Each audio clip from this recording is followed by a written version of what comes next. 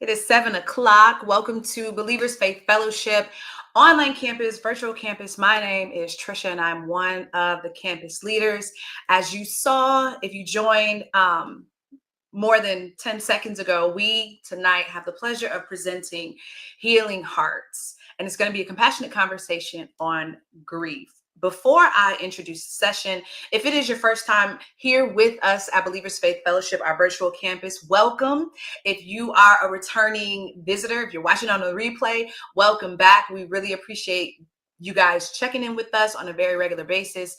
On behalf of the leadership team, I'm so excited that you're here. There are a few ground rules that I would like to lay. Number one, get involved in the chat. We can see the chat. We can see your energy.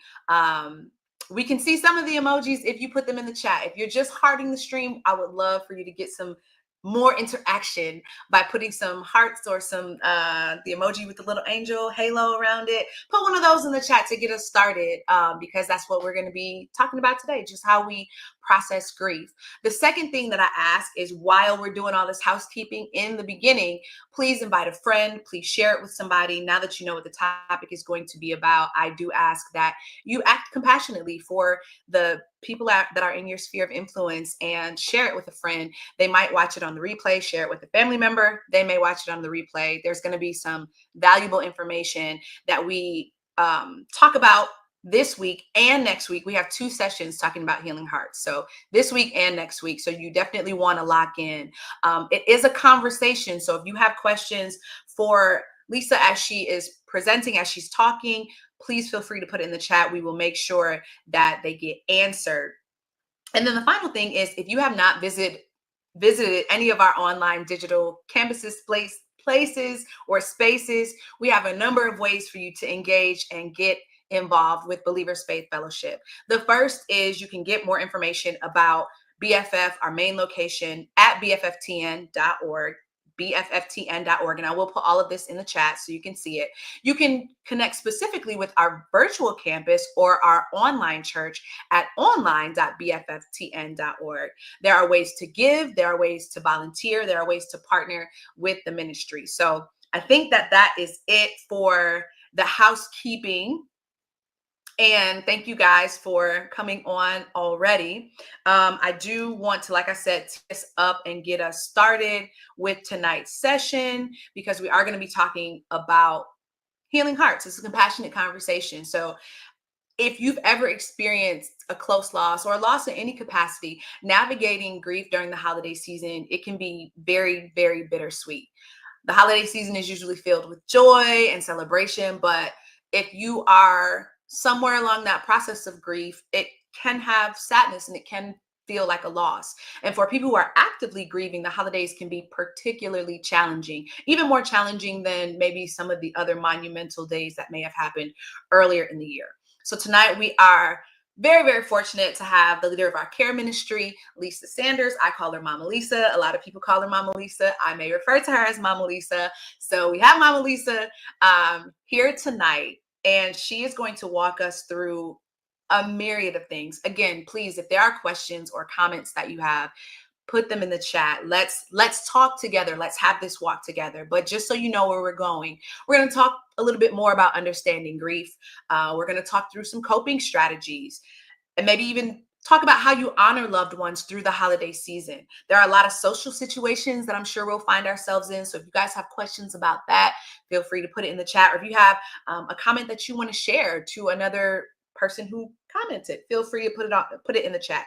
And then the final thing is, we may cover around, like, when do you actually need to engage a professional? When is your community supposed to be your support and a professional supposed to come alongside of you to help kind of take you over to the next step or the next process? But that being said, I am going to bring Mama Lisa onto the stage.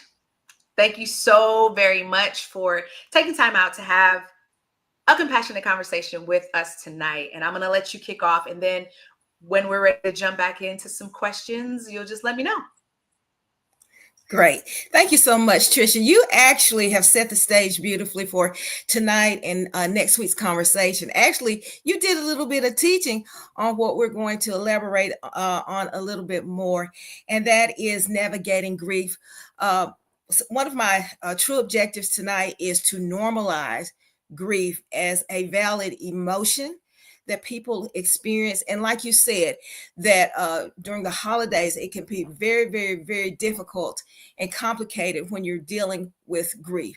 So tonight, if you have any particular questions, feel free to drop them in the chat. I want to be able to address them as best that I can for you and to help you in your particular journey as to where you are. You may be going through a recent situation that has prompted grief in your life. You may have been dealing with what we call unresolved grief, and that is grief that has lasted a good while.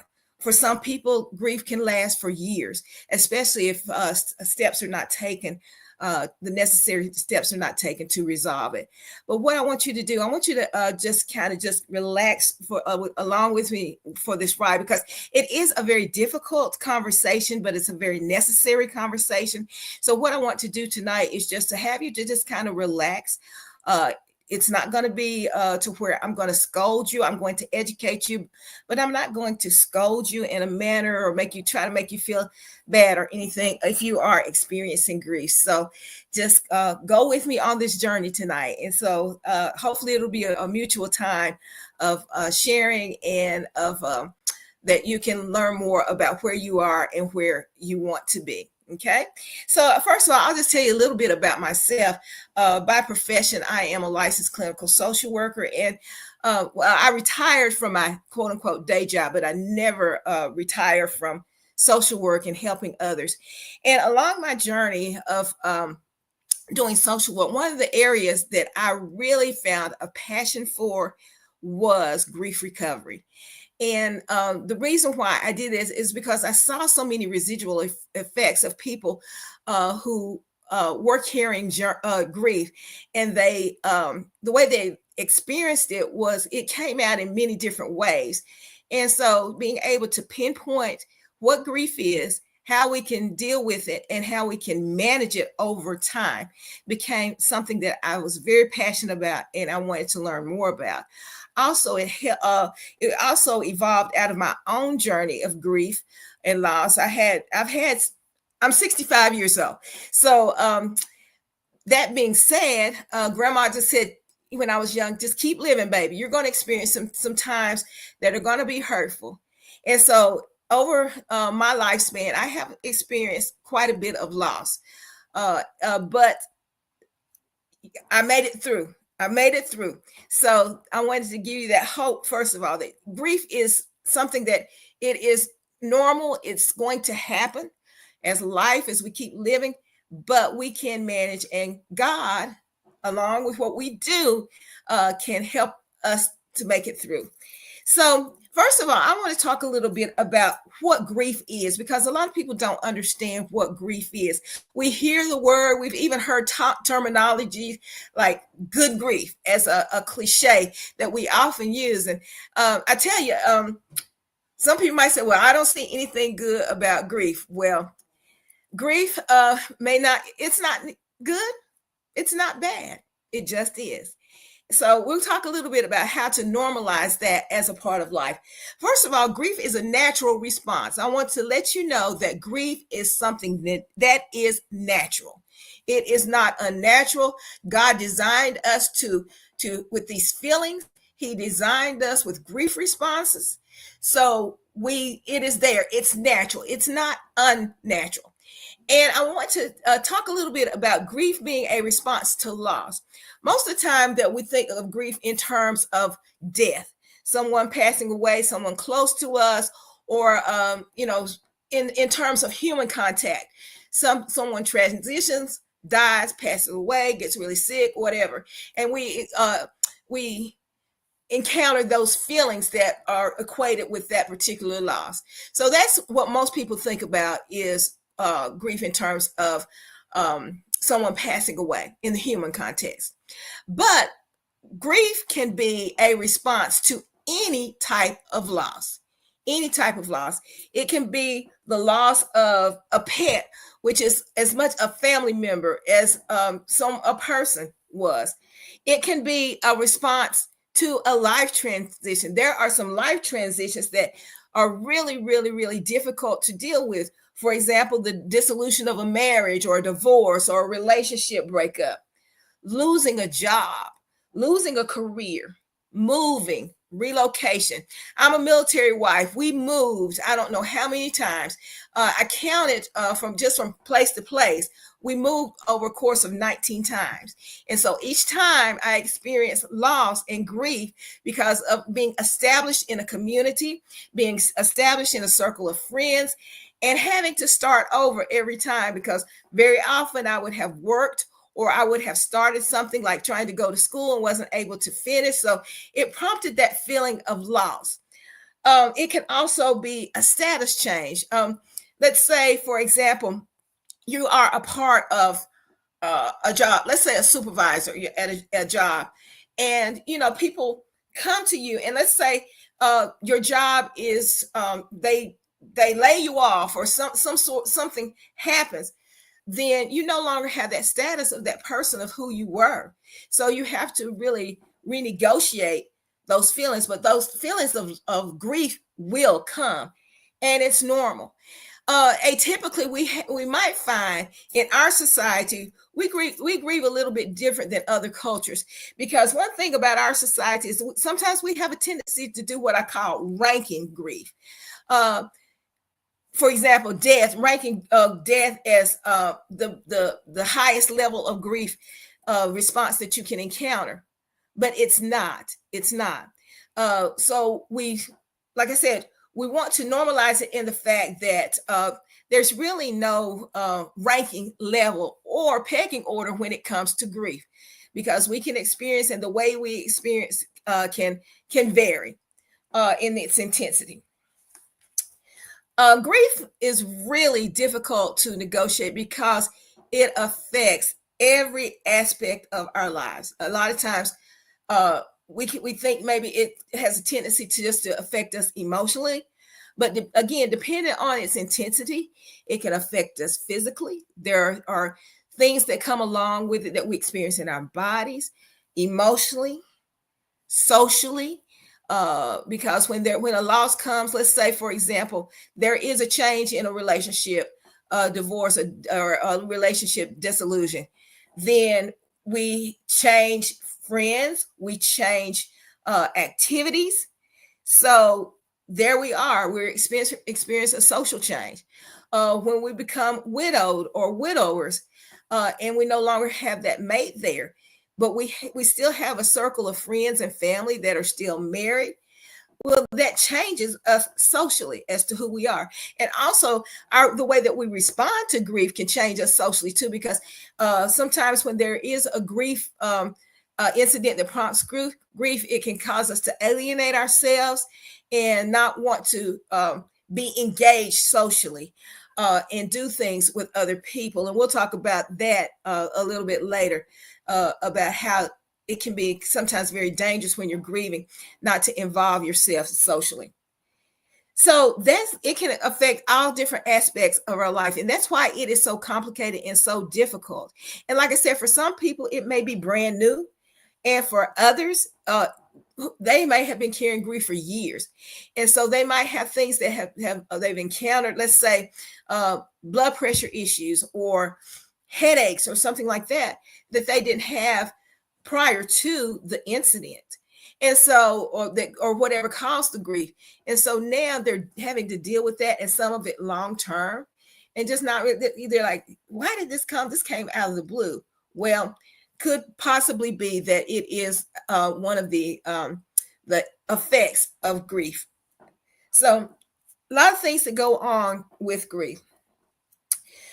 Grief is difficult, but grieving is necessary. It's difficult, but it's necessary. And because of the necessity of grief, and because of the difficult aspect of grief, people will sometimes just try to avoid dealing with grief at all. And they will do it by what I call disassociation, avoid thinking or talking about their feelings, particularly when there has been a death. Also, they will deny their emotions. You see somebody who is experiencing grief, their heart is hurting, but quote unquote, they're trying to stay strong. They don't want people to see them openly grieve or express their grief because they're afraid that it might cause others to have a grief response, because people become very uncomfortable when someone is experiencing grief. So we just try to put on a brave face and going about our business where we're wounded and bleeding inside. Some people try to numb the pain with different ways that could be unhealthy. For example, like substance abuse or just excessive anything, to try to get their minds off of what is causing the grief. And we only know that it only delays the grief. You can only numb so long until it's going to manifest, and it's going to come back, especially if you don't have, we'll talk about coping strategies and ways to manage it. And I say that grief very often is like being on a journey. If it can often feel like that you're walking alone in the dark without a flashlight. Being on a journey, walking alone without a flashlight, and not knowing where to go or how to go, or the stumbling blocks that are in your way. So it's important that we take that journey, and sometimes that journey is a journey of faith. And the more that we deal on it, the more the light comes on, the more that we can walk freely in our journey, and the more we will understand that journey. And that flashlight comes on, and we just take our step a step at a time, a step at a time. One thing about grief is a lot of people do not believe that grief can be, that they can't quote unquote be, and this is something that I say, grief is not something that you get over. It's not anything that you get over, but we've heard that many times. Oh, just get over it. Oh, you've been grieving too long. Just get over it. We don't, grief is something that you just can't quite get over. We learn how to manage it. We learn how to move forward. And we learn how to progress. But thinking that we can just get over it is not really something that we can do, because I would be interested to know, if you drop in the chat, if you be transparent to say, you know what, I've tried that. I tried to do what people told me to do. I tried to do what I felt I needed to do, and that was just to get over it so I could just go head on with life. And we're going to talk about, moving forward with life, but you just don't get over it. You don't get over it. You learn to get through, and you learn to manage. So again, it can be processed and managed properly. And what we call that step is grief recovery. Grief recovery. And I kind of liken this into, like, if you ever had an injury, like you've broken your leg, or you've had something that really has incapacitated you, and it has changed you dramatically as far as, let's say, mobility, or how you do things, and you have to learn how to change. You're still living with the residuals and the effects of that injury. You know it's there, but you learn how to adapt. You learn how to do some things and some strategies to help you to live with that injury, so that you can move forward and that you can progress. And that's what we call grief recovery. It's developing those strategies to adapt to the changes that you need to move forward. But one thing that is quite essential is in grief recovery, one of the biggest things is you have to change your mindset and your attitude. Recovery is a choice. It is a choice. It's a choice to stay kind of stuck, or a choice to make those adaptations and to move on. And we'll talk about some of those strategies again later on. So far, do we have any questions from anyone? I hope I'm making sense. I hope I'm setting the stage for other things that we need to talk about tonight. Okay. Trisha, do we have any? I didn't see any questions, but I just wanted to bring in some commentary. There was a lot of positive feedback around the analogy that you gave on grief being a journey where we're alone without a flashlight and walking in the dark. I think that, when you think about initial fears that you have as a kid, it's like a fear of the dark or a fear of being, left alone from your parents. And so it's all these visceral, like very naturally strong emotions that analogy brought forward. So that was really good. That was really good.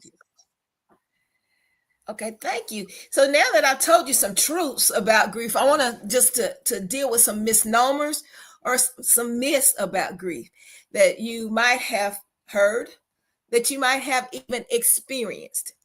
The first thing that I want to talk about is, how do we deal with death, or not death, but grief and loss when we are Christians?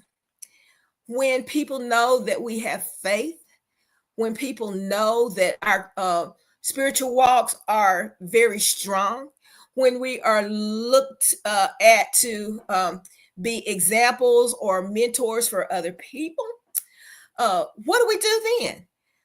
Well, one thing that I want to tell you in the process of normalizing grief is to let you know that grief is not unscriptural.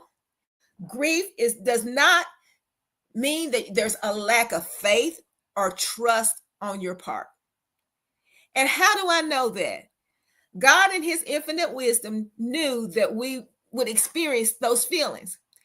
And in the Bible, if you go to John 11:35, the shortest scripture in the Bible that we quote, that we learn in Sunday school, and that we will speak over a meal when we're ready to eat, is 2 words: Jesus wept.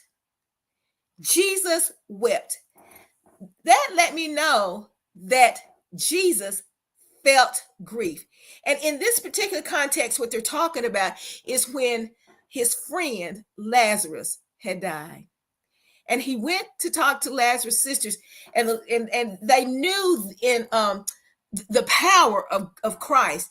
And they knew that had Christ been there on the scene, that their brother would not have died, that he would have been able to either allow death to bypass Lazarus through healing, or Lazarus wouldn't have had the experience, but he had it, and he died. And Jesus wept. He wept over his friends. He wept with his friends.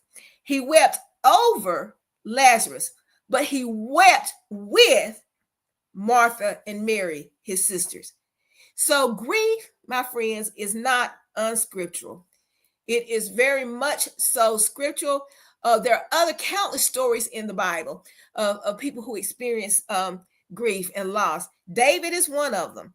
David had some situations and circumstances. He lost his child, and so he experienced it. So I don't believe that if it was unscriptural, or if it indicated a lack of faith, that God would have put it in his word for us to read and for to bring some healing to us when we're going through those times of grief and loss.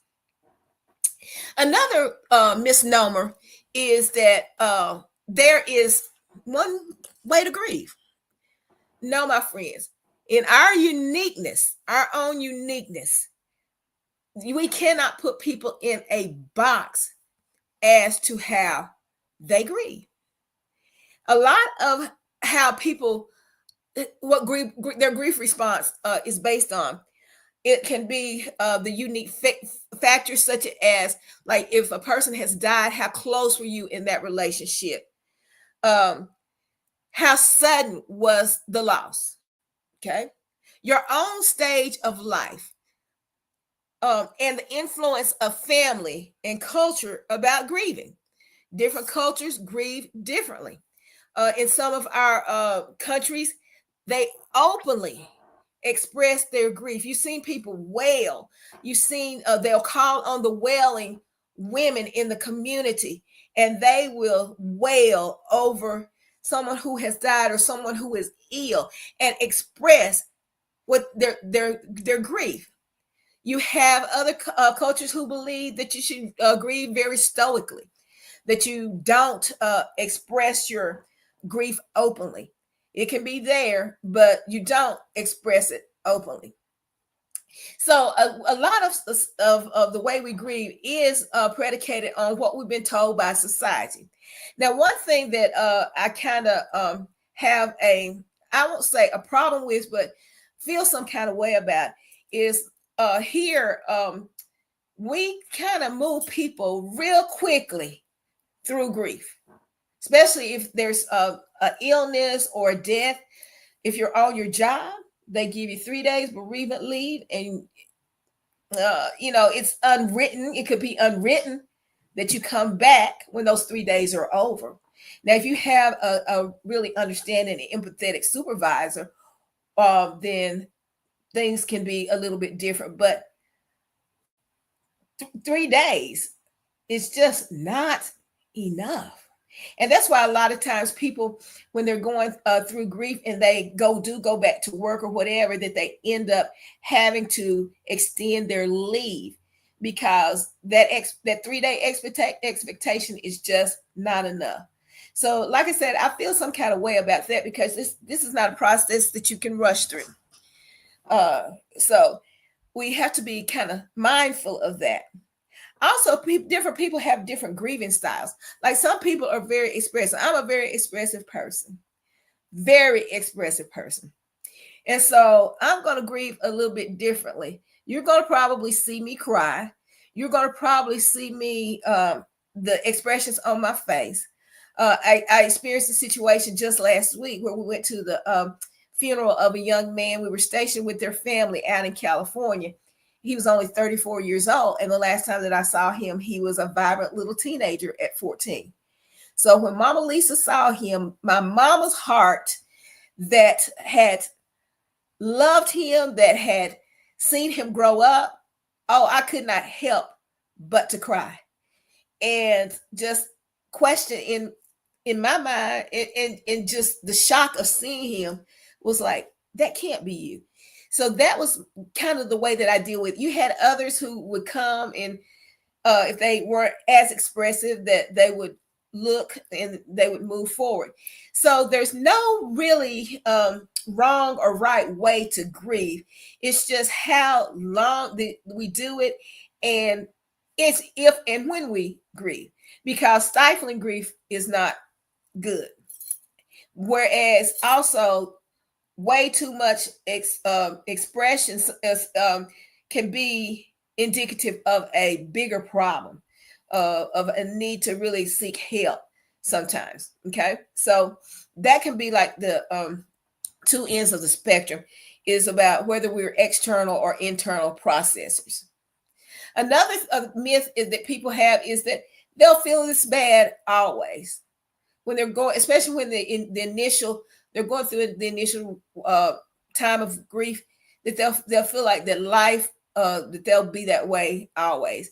Well, there will be changes again if you learn how to manage your grief, that you don't have to stay stuck and you won't always feel bad. You can laugh again. You can do things again. And we'll talk about how to honor your loved one who has moved on, or how to do things to pay homage and to move on. But again, one of the first things that you have to do is a must. It is a non-negotiable, is acknowledgement, because you can't heal what you can't, or I would say what you choose not to feel. Again, you can't heal what you can't or what you choose not to feel. That's the first step in your healing. Normalize it, acknowledge it, and then you are able to move forward. So that's a little bit a basic of Grief 101. And I think we have some specific questions that Trisha had she had developed that she might want to ask me at this point in time. Trish, I think that you had wanted to know about grieving, particularly during the holiday season. And like you wanted to know what advice I would give to someone who is experiencing this level of grief for the very first time. Right. Before we jump into the answer, can you go back and hit the types of grief again? We had some people join late, and I don't know if Okay. everybody got to hear the full list of all the types of grief that are a part of grieving. It's not just death. And I think that list was really good. And then we can jump into, hey, if this is your first time experiencing this, how do we process this during the holidays? Okay. All right. So it's again a natural response to any type of loss. It can be death of a loved one or human counterpart, but also can be the loss of like a pet who is that pet was as much a family member as a human. It can also be any type of life transition that alters your life. For example, divorce, dissolution of a relationship, job loss of any type, moving, relocation, transition, status changes. And again, there's we should not rank grief as we have a tendency to do. Like death is the ultimate, but not necessarily. So did that answer your question? It does, especially the ranking part. It's like, oh, this wasn't that important.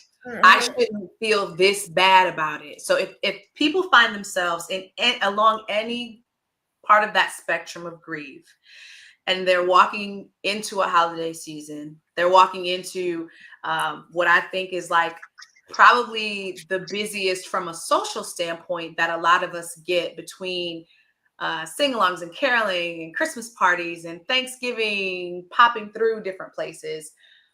The social schedule can be packed. How do they navigate the holidays? And then on the other side of the spectrum, maybe they're doing things alone. Yes. So how does that work? Okay. Or what are some ways that it can work? Okay, absolutely. So just giving you a little bit of advice or some pointers. I won't say necessarily advice, but some pointers that might be helpful for you if you're going through grief for the very first time, or if it's recent, or if it's starting to feel a little bit different, because grief changes over time.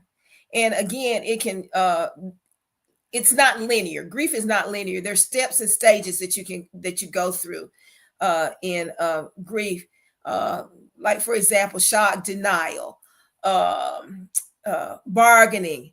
Lord, if I had just done this, I had depression, and they're not linear. They switch up. So, but the first thing again is normalize your feelings. Again, you can't heal what you can't feel. You can't deal with the future if you can't deal with what happened now, what's going on with you now. So normalize your feeling and know that those feelings are like fear and anxiety. They're already there for the holiday season period. Okay. Think about the anxiety that we feel just for things like having enough money to buy gifts, or will I have time to do everything that I need to do? So those are just things that we have to deal with on the normal, on the regular when it comes to the holidays. But it takes it to another level when we're dealing with grief.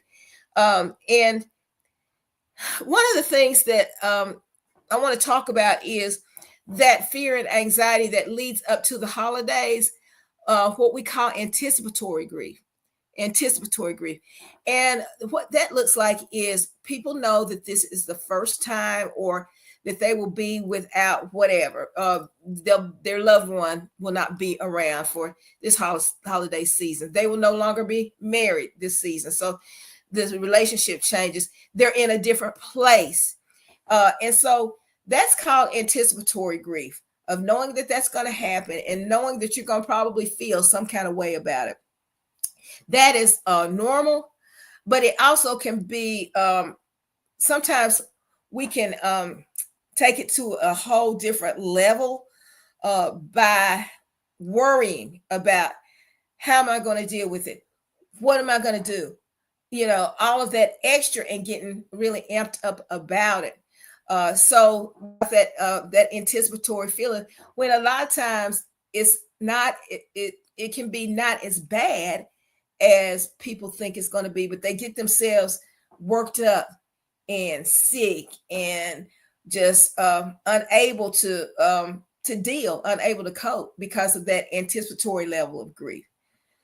So that's that dread, just that dread. But knowing that it's going to come, yes. Knowing that you're going to have some feelings, yes. But already planning to be in the bed all day is, you don't know that that's going to happen. But already doing that to can make it worse. Okay. Also understand that because it is a holiday, you're going to have a variety of emotions that you can experience all at the same time. Can you be happy and sad at the same time? Well, when you're going through grief, yes, you can, because you can be happy opening a gift. Let's say I get a gift. I've been wanting whatever for a beautiful pair of diamond earrings, and I get that gift, but I start thinking about, well, if he was here or if she was here, they won't be able to see it. So you can experience those emotions simultaneously: fun and sadness, joy, and just blah, just being blah. But you can experience at the same time, and that's not abnormal. That's not abnormal. It can happen. Again, how you come out of those negative emotions is important, though. Also, please know. And Trisha elaborated on that just a little bit when she talked. She said Christmas caroling and this, that, and the other. Know that there are going to be things that are going to trigger you. It's a given. You're going to experience triggers. Certain songs, certain smells, like cooking or smelling a candle or smelling a fresh Christmas tree, or things like that can prompt a grief response. One of the things that prompts a grief response with me is my stepdad always loved having a pine. We get the biggest pine tree for Christmas to decorate. And he would get the biggest tree, and we might have 20 ornaments to put on it, but he always had to have that tree. So when I smell a Christmas tree, that takes me back to thinking of him. So whenever I hear the song "Oh Holy Night," that always takes me back to my mom. It made me think about my mom. She died 5 years ago. But every time I hear that song, it takes me thinking about her, because she would always sing that song every year at the church Christmas program. She would be like the finale. So hearing that song, whether I hear it on TV or whether I'm out somewhere and it comes on the intercom, it always takes me back to Mama and thinking about her. So certain things that we see, toys, things like that, can take us, because part of the holidays too, if you're going through grieving, is you can grieve even the loss of your youth during the holidays. And when we say we're not in the Christmas spirit, it can be because we're mourning the loss of our youth, and things are just not the same as they were when we were little kids. So those type of things, those triggers are going to be there. The next thing I want to do is, and we'll talk about this a little bit later too, is we have to avoid, and as best as you can, avoid unrealistic expectations. The things that have been done in the past, if you're going through grief, is if you're trying to keep up and do those same things at the same level or even greater, it can cause you to be really, really overwhelmed, and you won't be able to enjoy the holidays or remotely even have any joy about the holidays if you have those unrealistic expectations. Maybe you're trying to be in that kitchen cooking and doing the same thing. Now, I like the fact that you try to keep, certain traditions and things like that, but being sure that that cooking does not become a way of dismissing things. That we substitute all of that just to not think. Okay, substituting that busyness, or maybe your loss has come with a loss of income and expecting to be able to provide the same level of gifts at the with or same monetary or more, want to do more, and so may not be able to do that, especially if it's if your grief is associated with something like a job loss. So being mindful is that things change. Things can change, and making those necessary changes. Like, for example, if you just don't have the energy, or you're just not feeling it, or like going out in those crowds because they can just be a bit too much for you, is consider something like online shopping this year, or getting gift cards. It's the thought. We hear that all the time. It's the thought that counts. So, but if you're a person who always has been, I got to get out there and I got to get something because picking out a gift is more personal. Well, best thing that you might be able to do is to be able to scale back and take care of yourself. That's the best gift you could give someone at that point. So those are some of the things that some of the little tips that I can give you for maybe the first time that you may be experiencing grief, or if it's, especially if it's new, if the loss is new. So that's some of the tips, Trisha. There are other questions that you had wanted to Yes. ask. Okay. I want to, before I get into the next question, I do want to share a personal story. When you were talking about crowds and triggers, when my mom passed away, I didn't realize that crowds would be a trigger. And it's not so much the crowds, it would be when I saw a mother and a daughter who were around our age shopping. The first time it happened, I was like, okay, girl, that was unexpected. But then the second and third time, I was like, okay, I have to either A, not put myself in this situation, or B, be aware that this is something that's happening in me, and figure out what tools, what steps, what process that I need to have to make sure that I can walk back in the store with a mom and a daughter, because that's going to happen. Yeah, it's going to happen over the course of your lifetime. So something like that happens, it may mean that you would do something like adopt a mom Right. to go with you, or you become a mom for a child or something like that.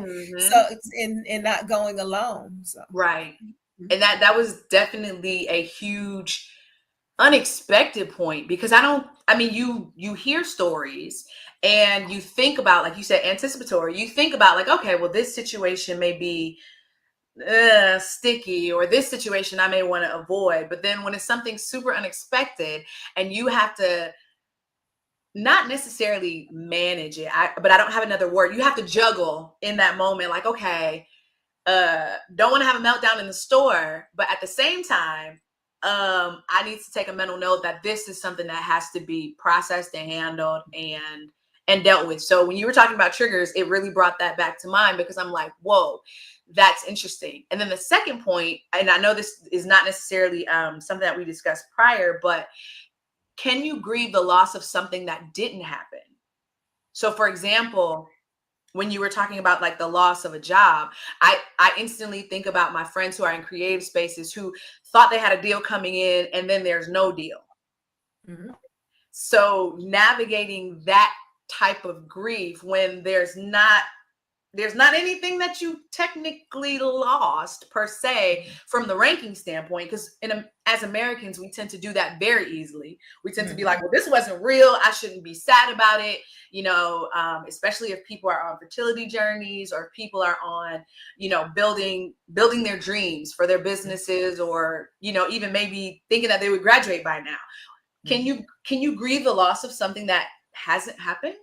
And if so, if that's something that our audience is listening and dealing with, what are some things that you might say to those people? Okay.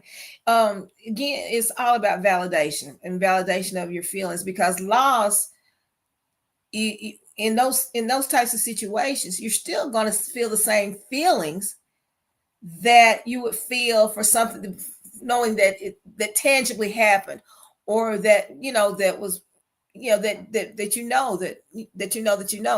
but loss is about disappointment. So not getting that job comes with disappointment. Loss is about being hurt. So being hurt over those types of situations. Loss can be sometimes about questioning, and just hashing out details, and sometimes blaming ourselves and things like that.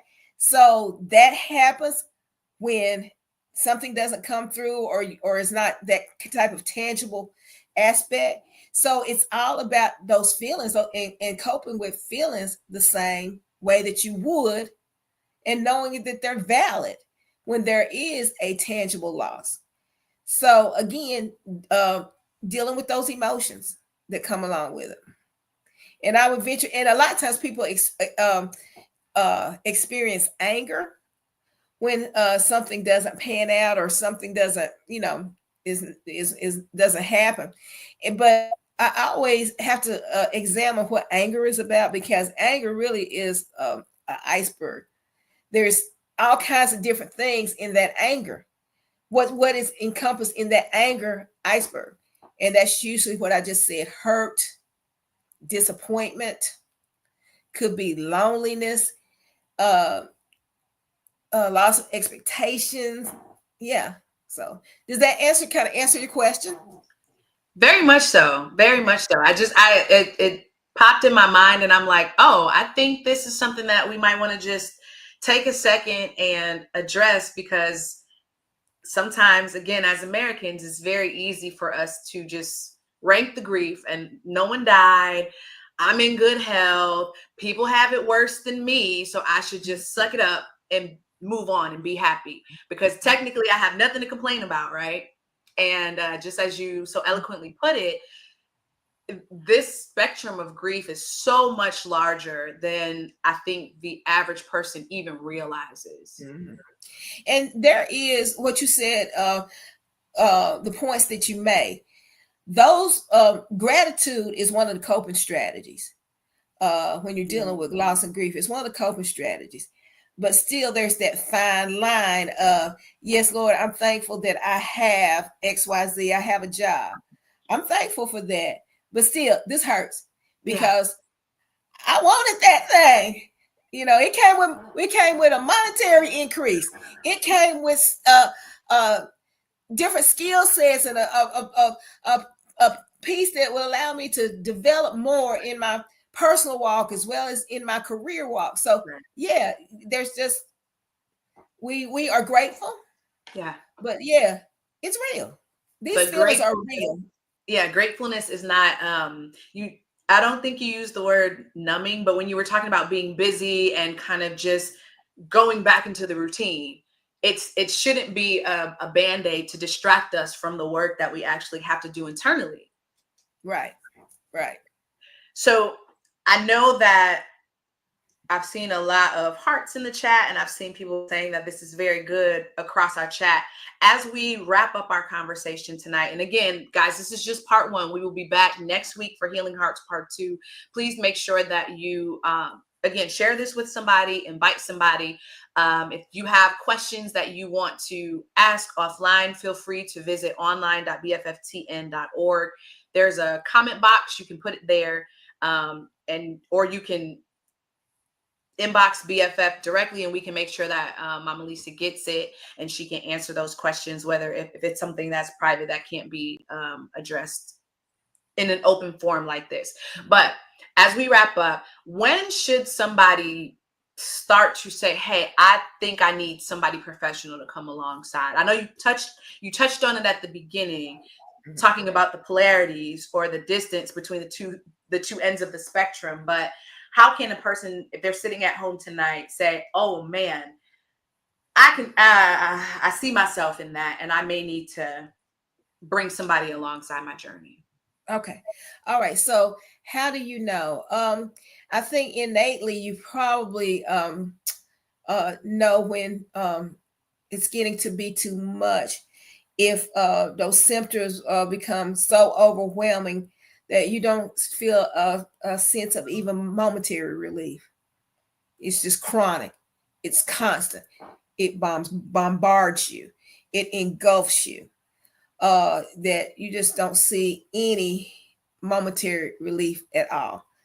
Also, when you start to have physical changes, really, now you're gonna have physical changes. Like, it's natural, like when you're going through grief, to have loss of appetite, things like that. But when it gets to be so much so that you just can't stomach anything, especially if it's gone past a certain period of time. Again, can't set a time limit, but let's say it's 4 months down the road, and you can't even palate a broth or soup, something like that, without getting really, really sick, things like that. Or you start developing like really bad headaches, or your blood pressure is going up, things like that. When you start having those physical manifestations, when you can't sleep. Now it's difficult to rest and sleep. Rest is a critical part of recovery. But if it gets to the point to where you can't rest at all, can't sleep at all, even for a little bit, and you can't get any relief, it's time to get some help, because you can only go for so long without getting any type of rest. It's going to be detrimental to your health, period. When grief continues to interfere with things such as your job performance, is getting pretty bad on your job, and you're doing things that is chronically, you're having some mishaps on your job. When it gets to be to where things get dangerous, like for example, you're just so consumed that you can't drive, things like that. It just gets kind of dangerous. And there's definitely those secondary effects from grief that we have. You start using unhealthy, and we'll talk about that next week. We'll talk more about coping strategies. Is you're using those really unhealthy coping strategies, and it gets to be off the chain bad. For example, you start drinking a little bit more than what you would normally. You start shopping a little bit more than what you would normally do. You start doing things very compulsively and impulsively, and it causes financial difficulties, things like that. And I must address this. It's something that we avoid talking about because it's difficult, but it is important. If you start having suicidal ideation or doing things to harm yourself, self-harm, it is time to seek help. It is really time to seek help.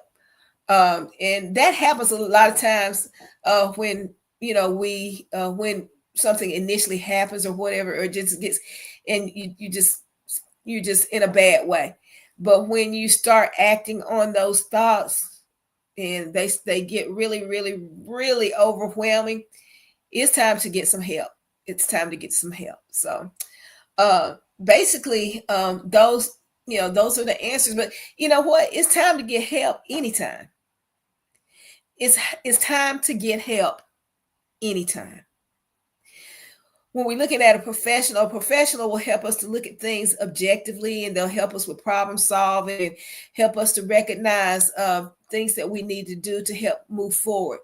But you can do that at any time, at any time. So I would admonish you, and there's nothing wrong, y'all. There's nothing unscriptural. There's nothing unbiblical about getting professional help. Again, that's something that we haven't normalized, that we need to do, is to normalize getting professional help. Because sometimes if you do it on the front end, then you won't have to, it won't get so out there that you'll have all those residuals that will force you into getting a professional to help you. So that seek a professional anytime you feel like you need to. It's okay. It's okay. Absolutely, absolutely. There's a number of different types of professionals that can help whatever stage of grief, whatever type of grief that we're experiencing during the holiday season, especially given, the economic times that a lot of people find themselves in. And then, obviously physical loss of a person or a pet or anything like that. So it's never something you should look down on yourself. If you're like, hey, I want to do this, I want to find somebody. There are lots of different websites that you can help yourself find trained professionals. There are some websites that actually take insurance. And so depending on what your insurance is, you can contact your insurance provider and see who those people are so that you're not paying out of pocket to get the help that you need. And think of it as assistance. When you break your leg, you go to the doctor. You don't try and sit at home and bandage it up yourself. You take the necessary medical action to fix your broken leg. And the same is true for our journey with grief and the emotions that we experience along the way. Exactly. So thank you, Mama Lisa, for this. We will be back next week, like I mentioned, for part 2. I do want to share with you guys that if you do want to partner with BFF through giving, you can visit bfftn.org/give and partner with us there. If there is an email, like I said, you want to send Mama Lisa, I'm putting the email address on the lower third of the screen. We will make sure that she gets that information for next week's session. We will be back again next week for part 2. For part 2 of Healing Hearts, a compassionate conversation on handling grief through the holiday season. And this is Believers Faith Fellowship, where we are a church that loves God on not just Sundays, and we love each other with more than just words. And so we are invested in our community, in one another, and we will see you 7 p.m. Central Time next week for part 2 of Healing Hearts. God bless you guys. Good night.